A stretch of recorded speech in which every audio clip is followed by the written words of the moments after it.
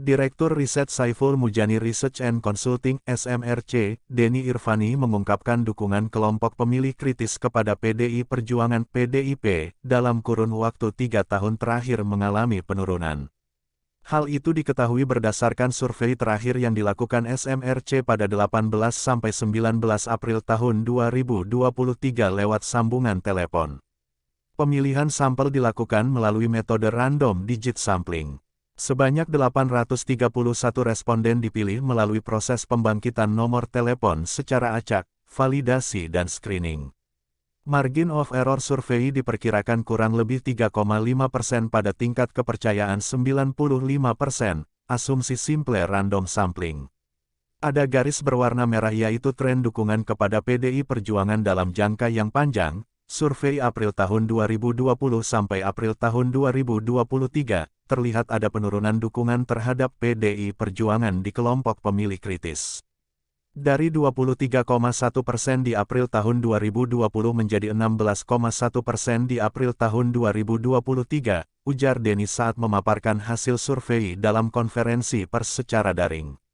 Berdasarkan survei ini, PDIP menjadi satu-satunya partai politik penghuni parlemen yang mengalami penurunan dukungan dari kelompok pemilih kritis. Teruntuk Partai Gerindra, survei ini menyimpulkan ada peningkatan dukungan sebesar 2,5% dari kelompok pemilih kritis. Kita lihat Gerindra dari 9,2% di 2020, sekarang menjadi 11,7%. Perubahannya tidak terlalu besar di bawah 3%, imbuhnya. Denny menyatakan, Partai Golkar menjadi satu-satunya partai politik di parlemen yang mendapat dukungan signifikan dari kelompok pemilih kritis, yakni dari 5,1% pada April tahun 2020, menjadi 8,7% pada April tahun 2023. Sementara itu, masih dalam kurun waktu 3 tahun terakhir, dukungan kelompok pemilih kritis untuk PKB mengalami peningkatan. Dari 4,2% di April tahun 2020, menjadi 6,1% di 18–19 April tahun 2023. Perubahannya di bawah 2% dan tidak terlalu besar, tidak sebesar pada Golkar, kata Denny. Menurut Denny, jumlah pemilih kritis ini sekitar 80% dari total populasi pemilih nasional. Berikut hasil survei lengkap dukungan kelompok pemilih kritis terhadap 9 partai politik di parlemen dalam 3 tahun terakhir.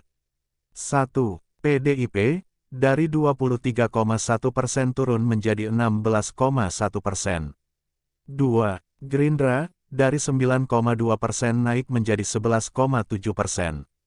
3. Golkar, dari 5,1% naik menjadi 8,7%. 4. PKB, dari 4,2% naik menjadi 6,1%. 5. PKS, dari 3,6% naik menjadi 4,4%. 6. Demokrat, dari 3% naik menjadi 5,1%. 7. Nasdem, dari 3,4% naik menjadi 4,9%. 8. PAN, dari 1,4% naik menjadi 1,6%. 9. PPP, dari 0,8% naik menjadi 2,3%.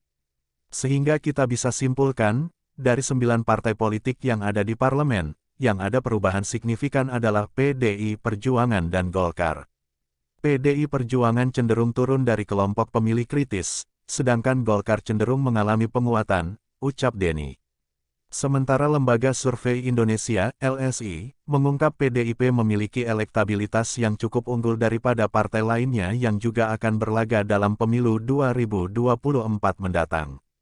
Hal ini berdasarkan survei yang dilakukan sepanjang tanggal 31 Maret hingga tanggal 4 April tahun 2023.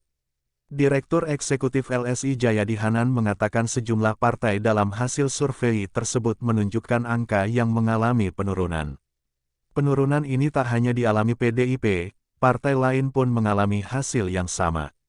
Dibanding temuan pada Februari lalu, PDIP, Golkar, dan PKB ada indikasi mengalami penurunan meski tidak besar, kata Jayadi, saat memaparkan hasil survei tersebut. Di sisi lain, PKS cenderung menguat. Meski memang dia tetap tidak bisa mengungguli PDIP dan partai lain yang berada di posisi teratas. PDIP dalam survei tersebut berhasil mengumpulkan suara sebanyak 17,7%. Padahal dalam survei sebelumnya, suara yang berhasil dikumpulkan partai yang digawangi Megawati ini berhasil mendulang dukungan hingga 19,3%. Sementara di posisi kedua ditempati Gerindra dengan perolehan suara mencapai 12,8%. Disusul Partai Golkar dengan suara 7,8%. Kemudian di posisi keempat ditempati PKS dengan perolehan suara hingga 7,6%. Kemudian Partai Demokrat menempati posisi kelima, mengalahkan PKB dan Nasdem yang masing-masing berada di urutan ke-6 dan ke-7.